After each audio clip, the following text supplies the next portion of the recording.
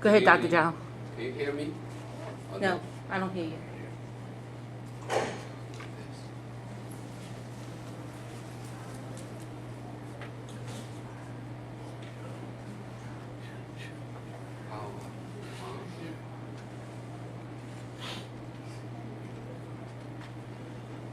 Hello? No.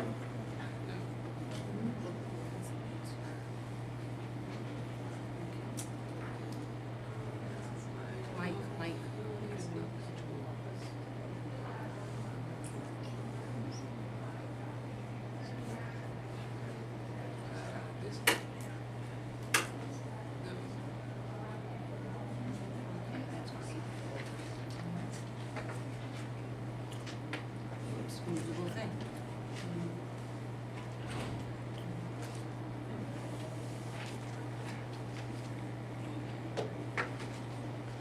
Hello? Can y'all hear him? Say something else. Can you hear me? The mic's No. not working.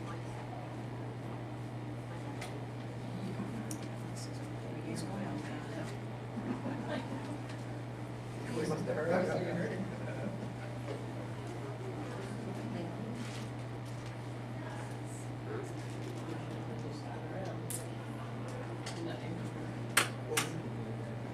This is broken.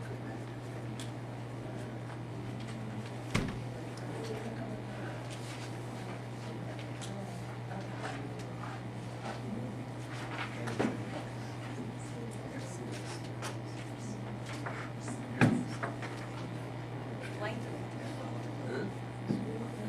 Nope. You should power. Well, the light's lit on the front one. Are you kidding?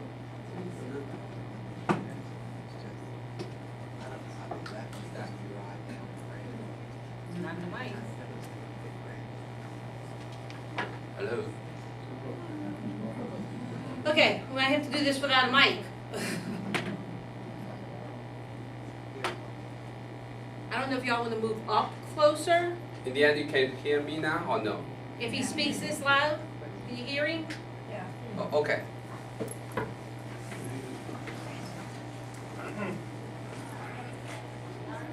Started? I'm worried this isn't going to pick. Oh, yeah, but go ahead. Okay. Good evening, everyone. Thanks for coming. And last year, Dr. McKinney talked about anticoagulation for the patient in atrial fibrillation. And we have a good discussion.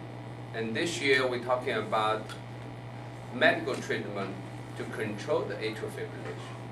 It's a totally different topic for the previous one. The previous one is more focused on stroke prevention, diluted your blood, and to prevent stroke.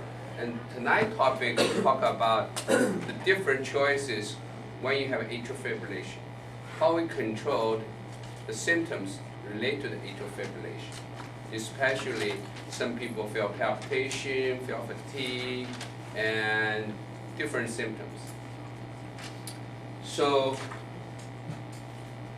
before we talk about the medical treatment, let's briefly talk about the simple definition, what we differentiate different atrial fibrillation, how we define them, and how we treat it differently.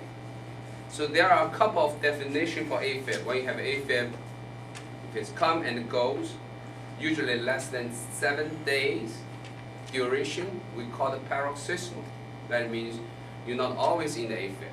When the AFib come in, some people in the first 1 day or 2 days, they convert it back to normal rhythm. Some people maybe a little bit longer, but usually stop and back to normal rhythm in 7 days.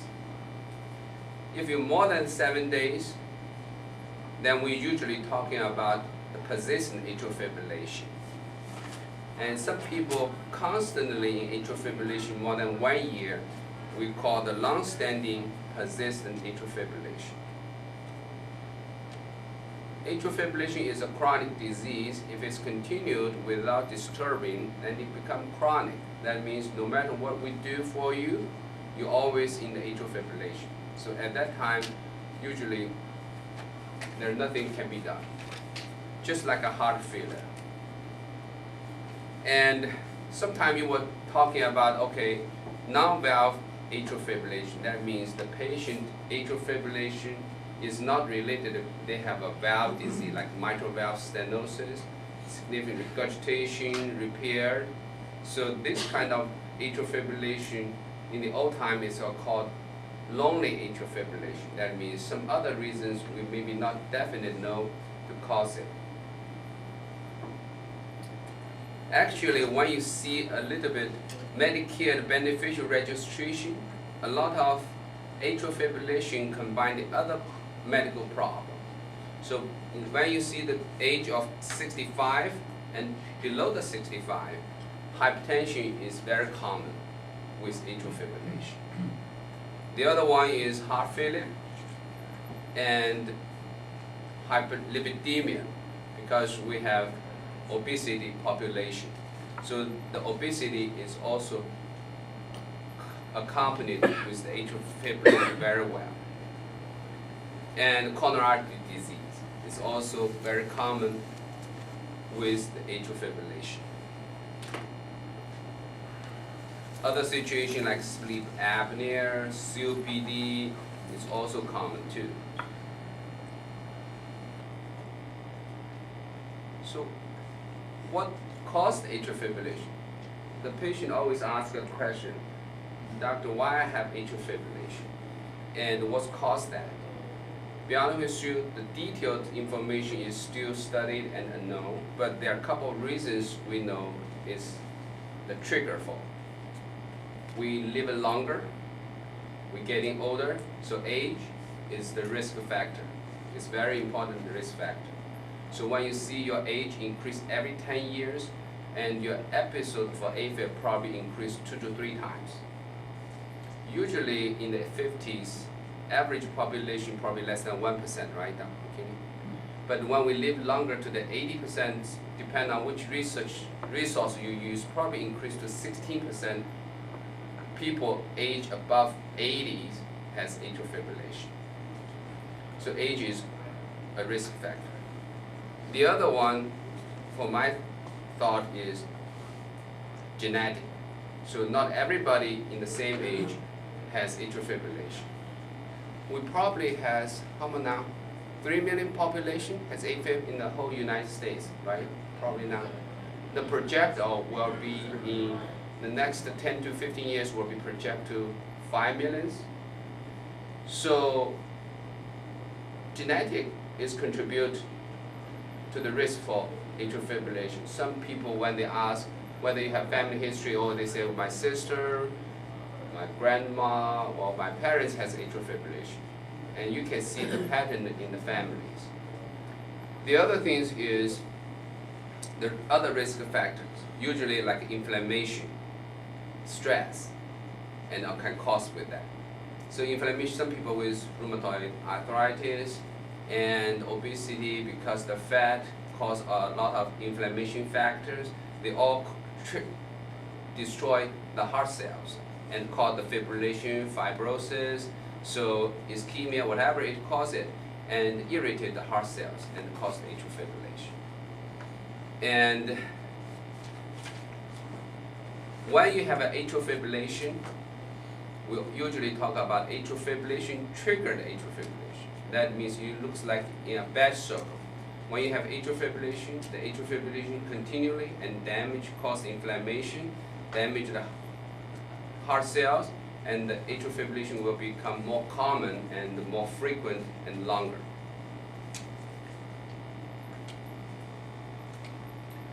So, because today we're talking about the major is how we treat the atrial fibrillation itself. There are usually only 2 strategies or 3 strategies. One is you live with atrial fibrillation. 40% people with atrial fibrillation have no symptoms at all. They don't feel it. Some people, until they have stroke, heart failure, they come to the hospital and then they found they have atrial fibrillation. Some people live in atrial fibrillation without any problems. They have good physical activity, don't feel any difference compared to normal people. They can live for longer, about 20 years, 30 years without problem. when you see the Birmingham study, the atrial fibrillation probably only decreased the lifespan probably about 2 years. The McKinney probably about 2 to 3 years. That is the maximum. So compared with current average American live probably around 78 years old, so it's probably not significant. And this is one choice. So when you have no symptoms, you're comfortable, you can do everything you want, the major treatments is to prevent the stroke. And you take depend on your risk factors and scores, then you need to take the anticoagulation medications or you don't. But if the patient has symptoms, they feel it and they don't feel comfortable with atrial fibrillation or they don't want to live with atrial fibrillation. So there will be different choices to see what we can do for you. From the medicine standpoint, if you're not talking about the invasive procedure, from the medical standpoint, there are probably two major strategies to see what we can do. One is called the rate control strategy, and the other one is called the rhythm stroke control. The rate control strategy means we slow down your heart rate and let your heart rate is reasonable numbers and you feel comfortable. The rhythm control strategy, that means we try as much as possible to maintain the normal rhythm. Whenever you come back with AFib, we try to use either chemical or electronic shock to bring the normal rhythm back. So which one is better? As long as the current clinical trial will show that either one is okay. It's depend on individual choice. And there is no mortality benefit if you say, okay, I'm in the normal sinus rhythm, I maybe live longer, but current clinical trial didn't show that. And for elderly patient, not too much symptoms or minimal symptoms, rate control probably the best, because when you use rhythm control strategy, you give a lot of toxicity medications, and sometimes side effect with medications cause more trouble than benefit. So, but some people did not like the symptoms they feel with AFib. So they want to back to the normal feelings when they are in a normal rhythm. So at that time, the rhythm control strategy may become higher privilege than the rate control strategy. So when we're talking about the rate control, that means we slow down heart rate. What is the adequate rate control? What the target? And what we should do to reach that target? How much medication to give? And what kind of medication we give? So usually, there is no definite heart rate should be reached. But if you see the current guideline, they said, okay, average people should be, when they're resting, their heart rate should be around 80 or not above that. And when they have a Holter monitor, that means you hook electricity ECG monitor for 24 hours. If you average their heart rate, should be controlled around 100 or below. And the resting heart rate should not above the maximum age-adjusted preceding heart rate. That means usually when you use a calculation like 220 minus your age, this is for the gentleman. Now is 200 minus age for woman. Is right? So that is your maximum age-adjusted heart rate. For example, if you man 70 years old, so probably around 140 is your maximum. Usually, my target is probably 85%, not above that when you exercises. And that is my goal for your exercise heart rate. So 90% people can reach the heart rate control if you continue loading the medications. Only 5% people does not respond the medical treatment and control their heart rate, and they need a pacemaker and AV node ablation so that their heart controlled by the pacemaker in the future. I probably will talk briefly about that.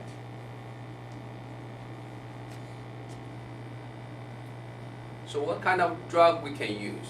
There are major 4 different categories.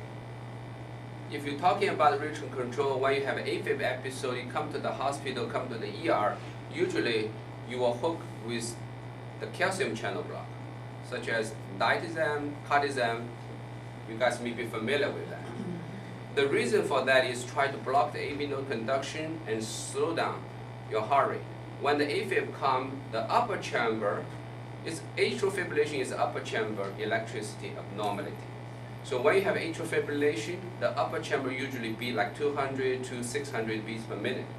Normal people only 60 to 100 beats per minute. So it's very fast. So there is a nature conduction bridge, I call that, like a stairs in the house that go down to the bottom chamber, sometimes driven the bottom chamber very fast. But not everybody with AFib has a very fast bottom chamber heart rate. The heart rate is calculated by the bottom chamber speed each minute. So some people may be AFib very fast in upper chamber, but lower chamber very slow, like 40s, 50s. But average people come to the ER and usually their heart rate fast, 120, 140, or even high 167. So the calcium channel block is a good choice, especially the people has some lung disease, asthma, COPD. They worry about trigger worsening COPD or asthma, so the calcium channel blocker is usually used in the ED. But as a clinic situation, if you don't have COPD, asthma, beta blocker is usually the most choice medication and is very effective. But usually depend on the patient individually, how they sensitive to medication. Some people use large amount dose of beta blockers, some people use low dose beta blockers. In the old time, and I still see a lot of people in the practice, especially in the family practice field, they still use digoxin as a first line, try to control the atrial fibrillation and control the heart rate. For me, now it's a little bit old story. It's not good, especially when we're people getting older, and for the female, because current clinical trials showed it increased the death rate when you use the digoxin as the first line to control the atrial fibrillation for the heart rate. So digoxin is not good when the people doing exercises. The mechanism for digoxin is used when you rest. Your parasympathetic turn is high during the sleep, during your resting, calm down, and the people don't exercise a lot and they're sitting in the chair most of the time. Digoxin is a choice. But when you're very active, you exercises, you're agitated, angry, then it will not control your heart rate. You're nervous, so it will not control the heart rate. At this situation, calcium channel blocker and beta blocker is the first choice. All these medication can combine together to use. But be careful when you use the beta blocker or calcium channel blocker. You have to be careful your heart function.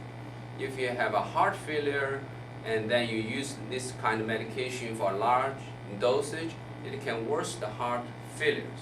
So you can have more fluid retention in lung, your breathing difficulties more worsening. So be careful the situation you deal with.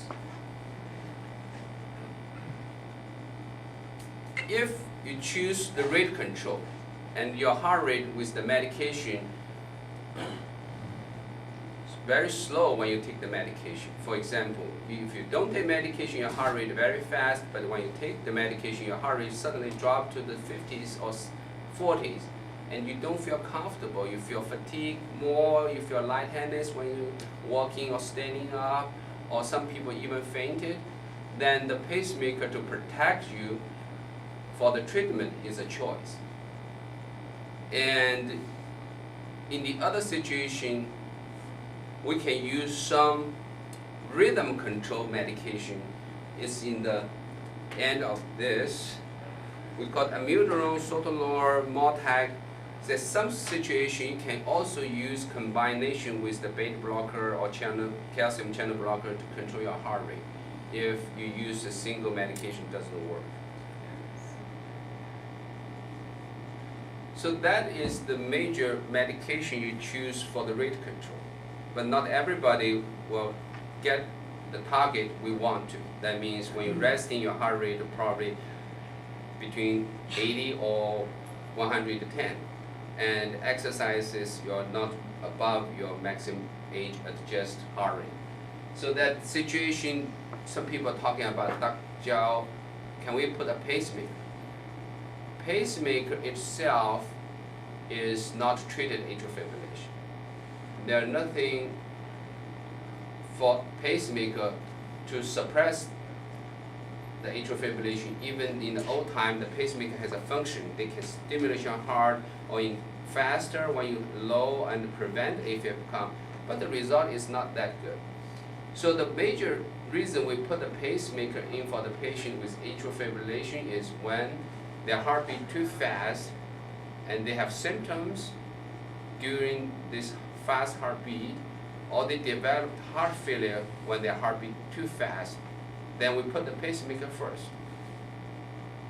The reason we put this first is because in the next couple of weeks, we try to damage the stairs, we call the AV node, and when we damage the AV node, majority of people will not have a spontaneous heart rate, or heart rate will be very slow, like 20s, 30s. So at that time, pacemaker will give you extra protection. So it's like a reverse treatment. We not burn the AV node first. We usually put the pacemaker first, let the pacemaker mature in your body, and after a while stabilized, then we bring you in. And then we damage the node. After that, your heart will be totally controlled by the pacemaker. We can set up at 90 beats per minute for a month, and the next month we can go down to the 80. And we usually between 70 to 80s is the target rate we want to set up. Depend on the pacemaker settings, you can set up stable in the 70s, or you can set up resting at 70s, but when you're active, when you exercise, walking, jogging, then the heart rate can pick up by the pacemaker. So this is depend on the pacemaker setting and the patient needed. But be aware of this situation, I usually call this a dead end. So that means when you go to this row, pacemaker in and damage AV node, your life will be depend on the pacemaker. You cannot ask me to give your AV node conduction back and then you live on your own heart conduction. So that will be serious. Usually we use it as a last resource. That means we try everything and doesn't work, and the patient is very symptomatic with atrial fibrillation and a fast heart rate, then we usually choose that.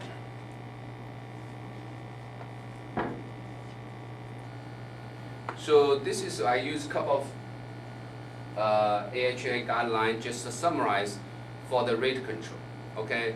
So the rate control, usually you can use different medication, beta blockers, calcium channel blockers, no matter what kind of AFib is. If you want your heart rate faster, that means above 100 beats per minute, you can choose these two different medications to reach the goals for heart rate control. When you have an emergency, it's just suddenly happened, and you're very uncomfortable, you come to the ER, usually doctor don't give pill because it's a slow reaction. So they usually give you IV beta blocker or calcium channel blocker and to stop with that situation. So the goal for the rate control means no matter whether you're in the rest or when you're in the active, is in the physiological range like normal people does. Usually we are normal people with 60 to 80 in the resting, and maybe about 100 to 150 when they exercises, or even higher, depending on their age or whether they exercises routinely or not. The goal will be resting less than 80 beats per minute. Some people has less restrictive. You can say, okay, my resting heart rate less than 110 is also acceptable as long as you don't have symptoms with that, because when you exercises, your heart rate will be picked up. If you're resting only like 100, 110, then you exercise maybe more faster. But it's depend on the patient need and depend on the heart function, whatever it is. Pacemaker is a choice, but should not be as a first choice. You usually try medication first, and if the medication failed, then if you still want to get rate control, then it's a choice to choose.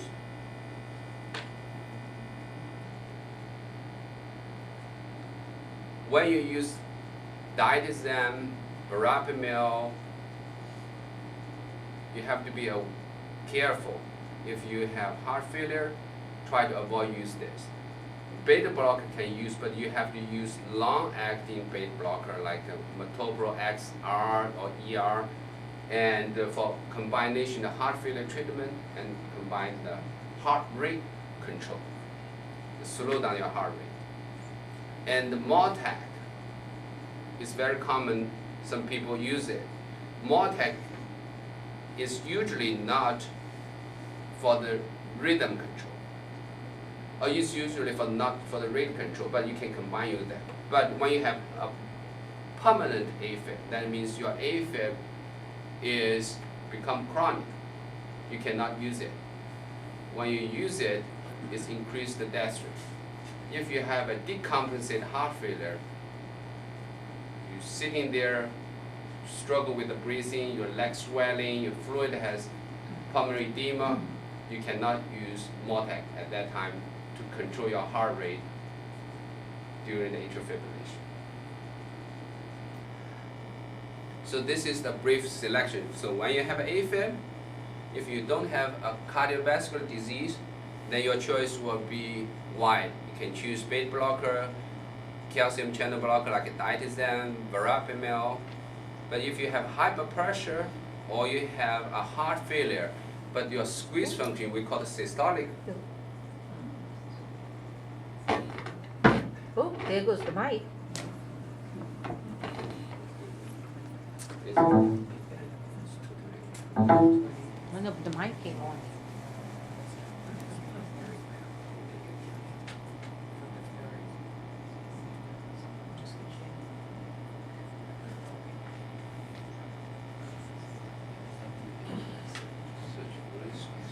Oh, so they did it.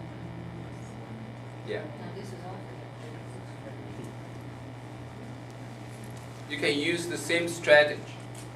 But if you have heart failure or your squeeze function of the bottom chamber is not good, the choice will be long-acting beta blocker, not short-acting. So when you a lot of people continue to use metoprolol tartrate is a short-acting when they have a heart failure. So ask your doctor, make sure it's called metoprolol succinate with an S. And you can use that combined with a heart failure treatment and for the rate control. The other choice will be digoxin at that time you can use or combination with the beta blocker. But if you have a lung issue, COPD or asthma, you can worry about beta blocker irritate them, then you always can choose calcium channel blocker like cardizem or diazepam, this is same medication, or verapamil. But if you all failed with this, you always can consider to use amiodarone. But amiodarone also has a lot of toxicities, like lung toxicities, liver problem, and the thyroid problem. So usually we reserve this for the last choice for the patient. Now we talk about rhythm control. What means rhythm control? Rhythm control means we try as much as possible to maintain you in the normal sinus rhythm. So hope your heart rate is regularly and slow. Does rhythm control reduce the stroke risk? Probably not, because you have a lot of other reasons can cause the stroke. So even you are in the sinus rhythms, and it might by the rhythm control, it might not significantly decrease your risk of the stroke. And before you think about rhythm stroke, you should think about what the reason can be treated that induce atrial fibrillation, such as hypertension, whether my hyper pressure get better controlled. If I have a hyperthyroidism, you should control your hyperthyroidism first and then AFib control in the later second. If your obesity, weight loss will be helpful. If you have sleep apnea, perform the sleep study, complying with the CPAP or BiPAP treatment is all very important for the atrial fibrillation. Without all this treatment together, it will be difficult to control the AFib and prevent them come back and maintain a normal rhythm.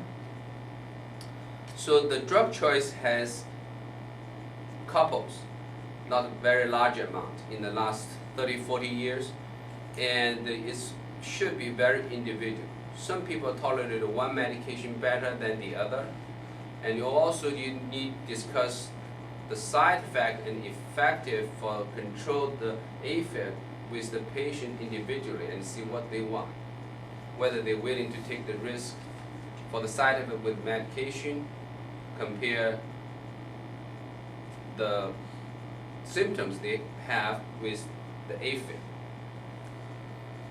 So there are a couple of principles for doctor using the anti-arrhythmic medications. So this drug, if we use for the patient, this drug should be decrease the episode of atrial fibrillation. That means decrease the frequency and decrease the duration of each episode. Otherwise, it's not a good medication for that individual person. And should relieve the symptoms. The patient will feel better. Their exercise is getting more better. They said, okay, before that I only can walk in about 30 yards, now I can walk 1 mile. So that should be the goal for the medical treatment and maintain a normal sinus rhythm.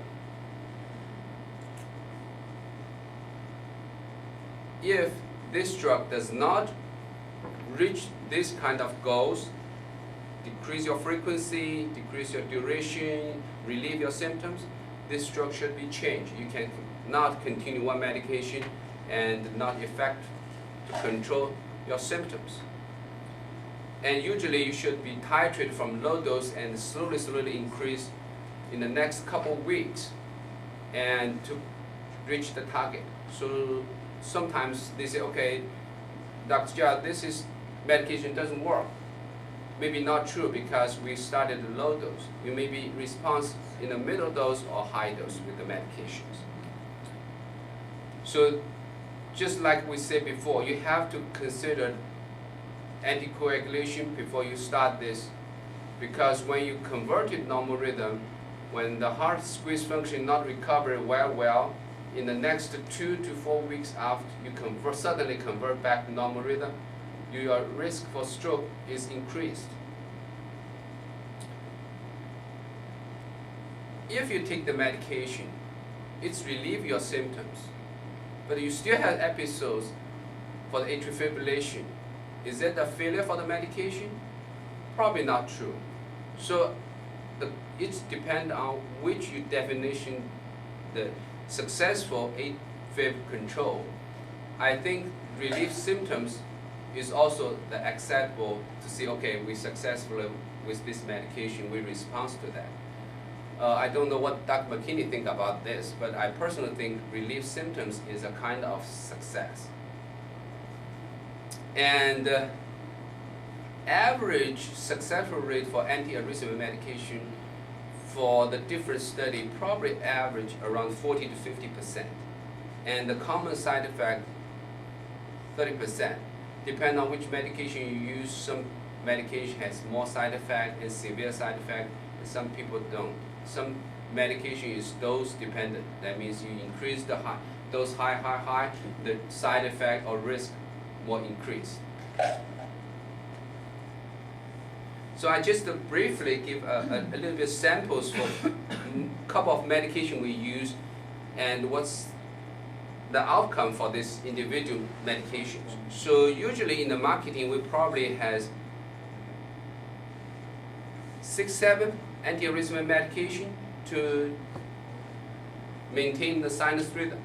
So flecainide and the propafenol is two of the medication you can use. Sometimes we use it as a pocket rescue strategy. That means you carry on the medication with you. Whenever you feel the AFib come and hit, you take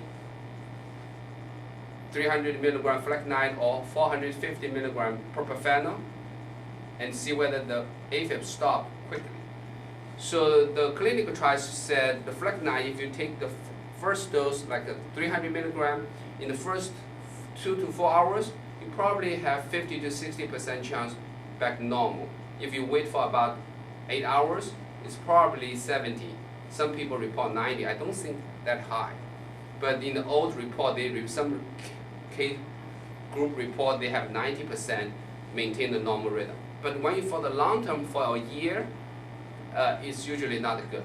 It's dropped to 49% for the flecainide. Propafenol is also used as strategy as a pocket rescue medications. So if some clinic try use 600 milligrams, the 3 hours converted normal rhythm probably 45, 8 hours probably 70%.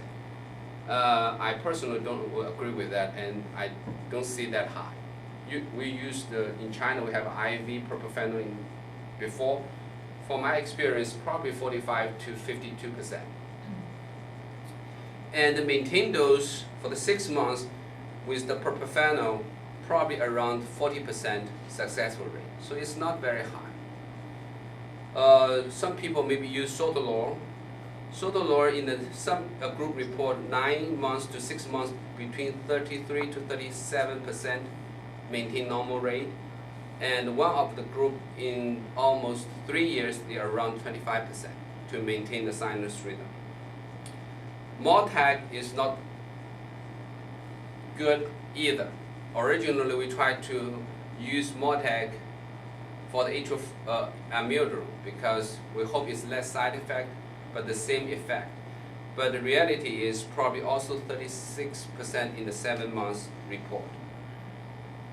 The best rhythm control medication in the market is still the amiodarone. So when you think about amiodarone in the 1 year to 3 years, it's pretty stable around 60%, much higher than the previous mentioned medications. The other medication we really use it is called the Ticasone. It's used very infrequently in the clinic because you have to bring the patient to the hospital, monitor them, and loading them for the 72 hours before they can continue to use it. And a lot of drug-drug interaction with the medications, so it's not commonly used. And the experience with clinic trial is only 2 to 3 report for the Ticasone. Yeah, only for the Denmark study is probably the major study from there, and for the 12 months it's probably around 70%. And you can use amiodarone and Ticasone for the patient with systolic heart failure. So that means when their squeeze function low, if you want for the rhythm control, maintain the sinus rhythm, the only choice will be amiodarone and Ticasone. For the Mortag, you can use cautiously, but you cannot use them when you have a decompensated heart failure. So amiodarone is still the most effective drug we use in the clinic. So this is just the AHSM guideline. A brief summarize with that is you can use multiple medications. First, if you don't have cardiovascular disease, your choice will be more broad. You can choose any medication started. And I usually choose less side effect. Majority of people can tolerate it, like a propafenol, like flecainide, like sotalol, Mortag first. But if you have coronary artery disease, you have a stents, you have a bypass, then the choice will be limited. You cannot use flecainide or propafenol. because the previous study showed if you use this two kind of medication on the patient with coronary disease, bypass, stents, then you increase the risk for death. And amiodarone is reasonable choice when the other medication don't work, or you have a heart failure, or you have other medical condition, like hypertrophic cardiomyopathy. And usually propafenone and flecainide is a pocket rescue. Some people, very rare happen, maybe twice or 3 times a year, and usually they are very uncomfortable. Sometimes they travel and it's difficult for them to reach in the hospital. So usually you can suggest them to carry on the medication and they can use it as needed, because otherwise you have to take them on a daily basis to prevent the episode. With this strategy, you don't take the medication on a daily basis and you use as needed when you have an AFib and heart rate very fast and you feel uncomfortable. And the fetolite is we call the Dickinson. You have to use in the hospital and close monitor for at least 72 hours before you can continue to use them as outpatient. So before you use the anti-arrhythmic medications, always remember you have to put the blood thinner first and to prevent the stroke. All these medications can be dangerous. We can call they can increase, we call it the pro-arrhythmia problem. That means they trigger different arrhythmias. Sometimes like a torsade is more dangerous than the atrial fibrillation itself.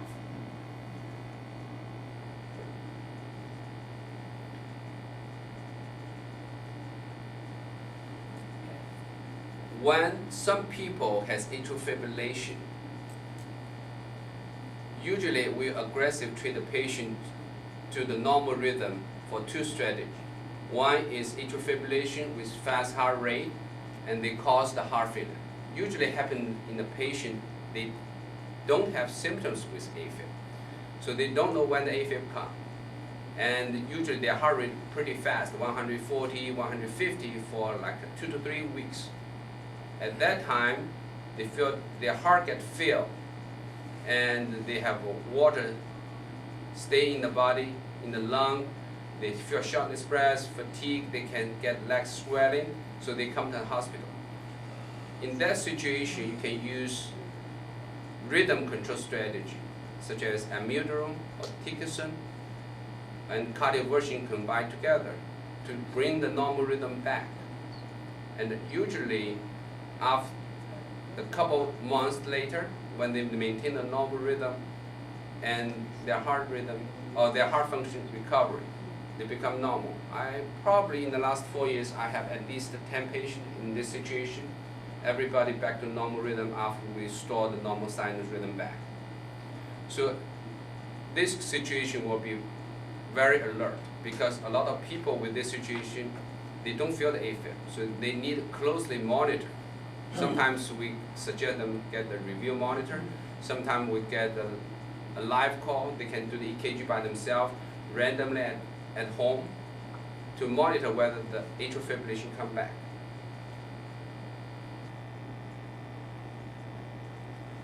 If you use Mortec, remember when you have heart failure, acute heart failure on chronic situation, come to the hospital because fluid overloaded, you should stop it until you stabilize.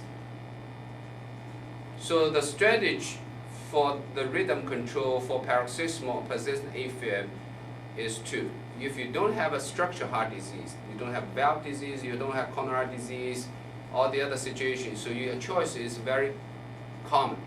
You can choose anything in the market as a first medication.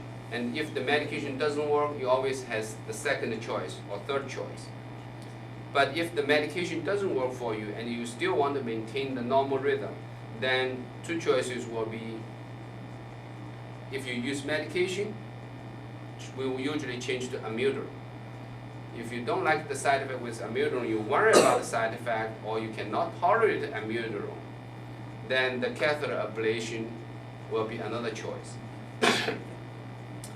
But if you have a structural heart disease, like you have a coronary disease, heart attack, before you have stent bypass, and usually you will start it with, we call the class 3 medication is called Mortag, Sotalol, or Ticasol. If you failed, you choose amiodarone. Or if you failed with amiodarone too, you always can think about catheter ablation. But if you have heart failure, you only have two choices, either amiodarone or either you have Ticasol. But when you use Ticasol, you have to bring in the hospital for 72 hours.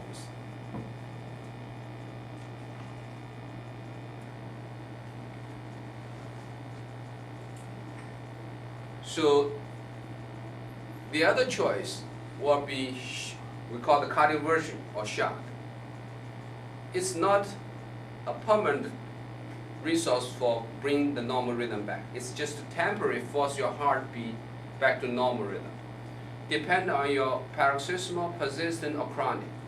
The longer atrial fibrillation you have, the difficult for the cardioversion to bring the normal rhythm back. If you are paroxysmal, that means your heart rate less than AFib less than 7 days.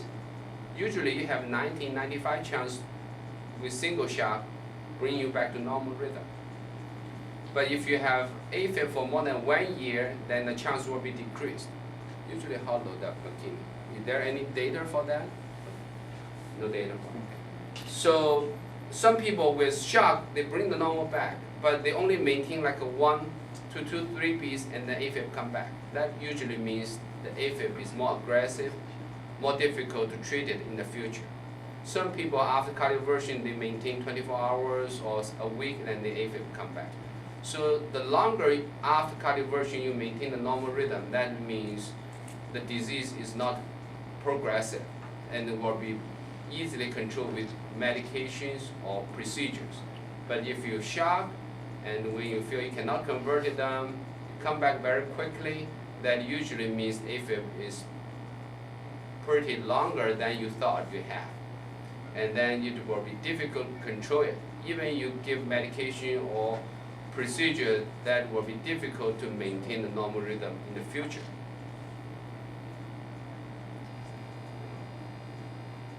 So when we use cardioversion, usually when you have AFib, your blood pressure dropped, you feel fainted, you have sweat, you feel cold, and you come to the ER, your blood pressure from usually like 120 or even hypertension like 150, drop to the 80s, 90s, and your heart rate beat like 140s, then usually you can give a cardioversion. And depending on whether you take the blood thinner previously or not, sometimes and depend on how long you can definitely feel the AFib started, then we can choose cardioversion directly or cardioversion with TEE.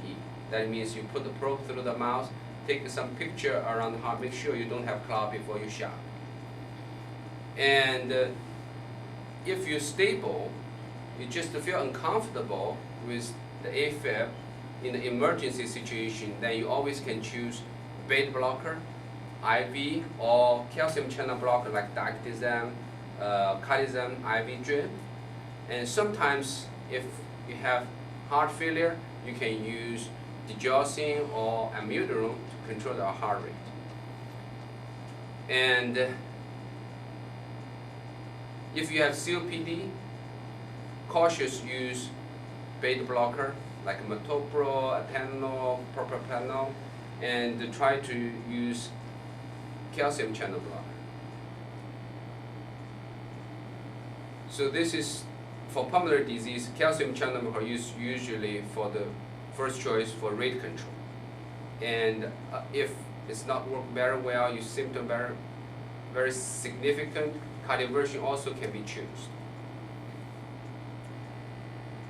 For heart failure, it depends on whether you have a relapse failure, we call it the diastolic dysfunction or the diastolic heart failure, or you have a systolic heart failure. So the strategy will be different.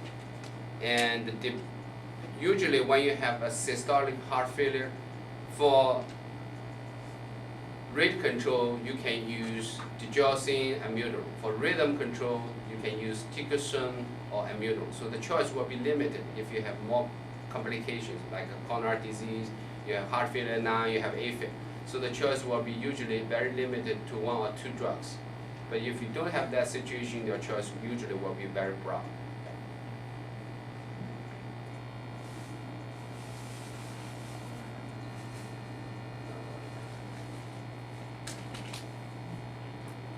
If you try all the medication doesn't work very well, then you can also consider the pacemaker and AV node ablation for the patient with AFib and heart failure.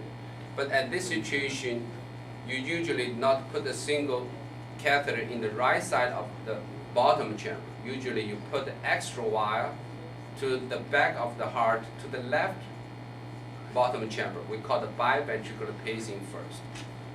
The reason for that, if you damage the AV node and you will be 100% pacing by the lead in the right side of the bottom chamber, it will increase the risk for heart failure or worsening the heart failure.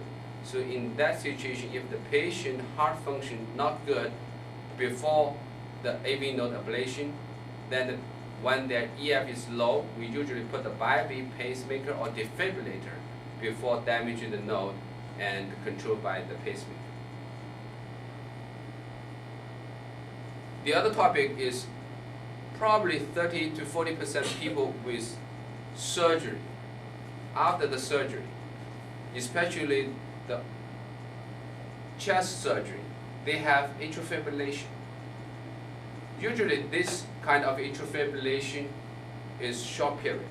80% people will recover to maintain the normal rhythm after the surgery, probably 6 to 8 weeks.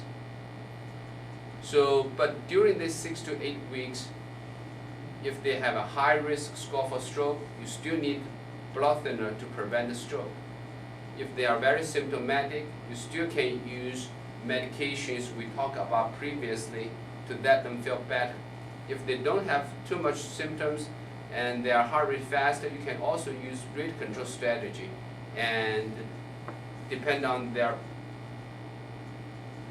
feelings. Sometimes we don't want this atrial fibrillation because most of people don't have AFib before. We don't want this become continual cause atrial fibrillation triggered AFib. So usually after 2 to 3 weeks anticoagulation, then we bring them back and shock and see what happens.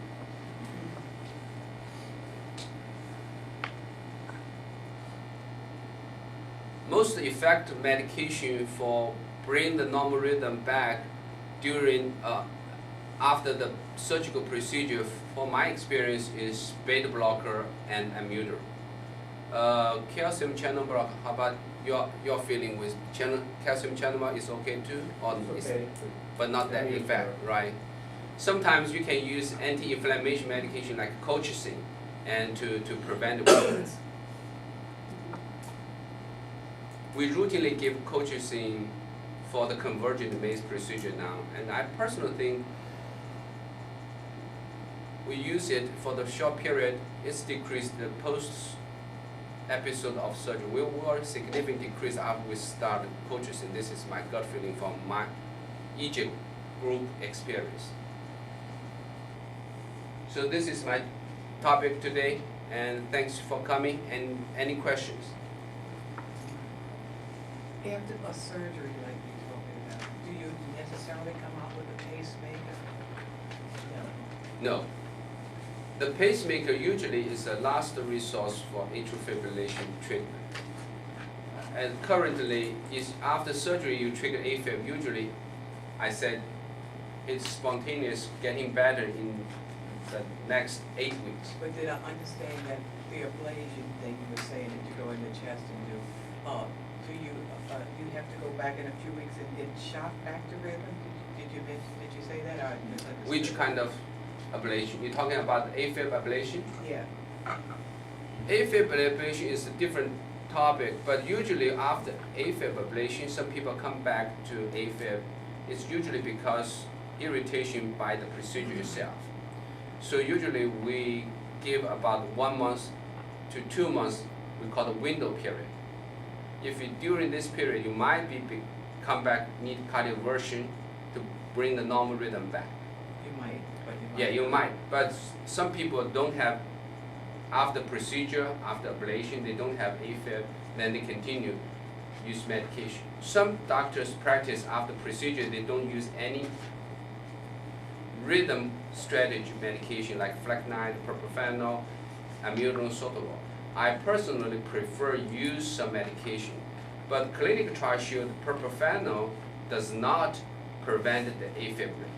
So usually I don't use propofol after the ablation, aggressive ablation for AFib. I more use like Mortag, sotalol, amiodarone for a short period than the other medication. Thank you. Yes, sir. Dr. Zhao, on using Sotalol, how long may one use Sotalol until it might become ineffective because the body might get used to it, so to speak? Is there any research? It's a good question. Sotalol to maintain the normal rhythm is average 46, this is report. I personally think it's individual. If you use sotalol, you can maintain normal rhythm, I prefer to continue and don't change it. And if the sotalol cannot control your AFib and cannot control your symptoms with AFib, then I usually, first strategy, I increase the dose and to see whether it's work or not. The maximum sotalol you can use is 240 twice a day. It's a large amount. But some people cannot tolerate that. They feel very fatigued with that. Yeah, they're sleeping with that. So that situation, when you increase the reasonable dose like 160, 180, still not work very well, and you still want to maintain the normal rhythm, I usually change to different medication. I usually up to, we call it upgrade to amiodarone. Because when you see the report, amiodarone is better than the sotalol. Sotalol, Mortag, probably the same. Tickerson, I don't have personal too much experience with that. Dr. McKinney has a couple patients respond well, but I also see some people Dr. McKinney use and I use doesn't respond to Tickerson very well. I still think the next strategy will be amiodarone. The problem with amiodarone is how long you can use it. You know, some people very sensitive to that. I have a lady, because the ventricular arrhythmia, the sudden death, I use it 5 days, then they develop the lung fibrosis. This is the most quicker side effect I saw. Some people I saw it about 3 months, 4 months later, they develop side effect, hypothyroidism. Some people 1 year. I have one patient using amiodarone by some other doctors for 400 milligrams is pretty reasonable dose for 10 years, and suddenly he come to me and see what we can do. So he has no side effect with that. So individually you have to that. So usually we check blood work, check X-ray, lung function every 6 months to make sure you don't develop side effect. Usually it's dose dependent. The high dose you use to maintain every day, the more risk. If you use 100 to 200 milligram a day, majority of people tolerate it well. Yes, sir. Doctor, the table you had up there on the rhythm drugs, it showed for sotalol, it's really a follow-up question on his question. The sotalol showed the drop-off in effectiveness over time, and I don't recall the numbers offhand, but it looked like it was more of a drop-off for sotalol than the other drugs. I think so. All the drug is when you see more than 1 year report, instead of first 1 month, 3 months, 6 months, the effect is go down. Is there any reason why any of these drugs seem to drop off in effectiveness over time? Is there something to point at that causes that? Is it the body becoming adjusted to the drug, or is it something else that might be going on? I personally think this is also depend on whether the patient dropped the medications and it has side effect with that. What do you think, Dr. Kennedy? Yeah, I think the disease progresses. I think it's not that the body becomes immune to it or tolerant of it. when that can happen, I think more likely is the condition itself gets worse. We know it's a progressive disease. So I think it becomes less effective because probably there's more inflammation or more of the same factors that triggered the first place. That's the rationale for doing ablation earlier on, it's interrupted. But I think it's because the condition itself gets worse with time. Yes, ma'am. I guess I'm confused, like with the, ones to control the rate control. Is this because someone comes in and their heart rate is high and you give it to them? Or if they come in and their heart rate is, say, in the 60 to 70 range, you still give them a heart rate control med? Or- Good question. The reason for heart rate control, you try to prevent two things. One, you want, if the patient heart rate too fast, they have symptom with that, then you want them to slow down to the physiological range. That means around 60 to 100. So that them feel comfortable.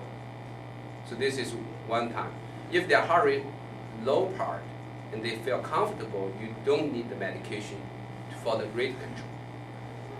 They usually use rate control when their heartbeat faster, for example, above 100, 120, 130.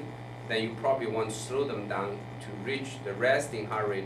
Depending on how aggressive you want to treat it, control the heart rate, you can control them very aggressively to less than 80. Or you see, okay, I'm a little bit laid back, I control them less than 110. It's all reasonable choice. So usually for rate control is because the heart rate is faster, more than 100 beats per minute, and the patient has symptoms. The other, Is that 100 though resting, or is that during an AFib episode? Or? it's usually in the resting. Some people heart rate can be 130, 40, 50 issues. In the resting, you definitely need to want to control this group patient because they can develop heart failure if they didn't feel it or they don't care about this because they don't have symptoms at the very beginning. But if you not control the heart rate and slow them down and progressively in the next couple of weeks or even months, they will develop heart failure. Their heart will become enlarged and their function will be decreased. And that is more dangerous because heart failure kills the people. It's not because the AFib itself, it's because AFib with fast heart rate and cause the heart failure. So you want to bring all these things back. So in that situation, that is the second reason you want rate control or even rhythm control. That means you try to bring the normal rhythm back aggressively, like cardioversion, medications, take medication every day, maintain them in the normal sinus rhythm. But if you don't have symptoms, you don't feel too much, and your heart rate is reasonable between 60, 100, or even slow, like 40, 50, but you function very well, there's no reason you should take either rate control medication or rhythm control medication. You don't need that. The only thing you need is prevent the stroke, depending on your stroke risk.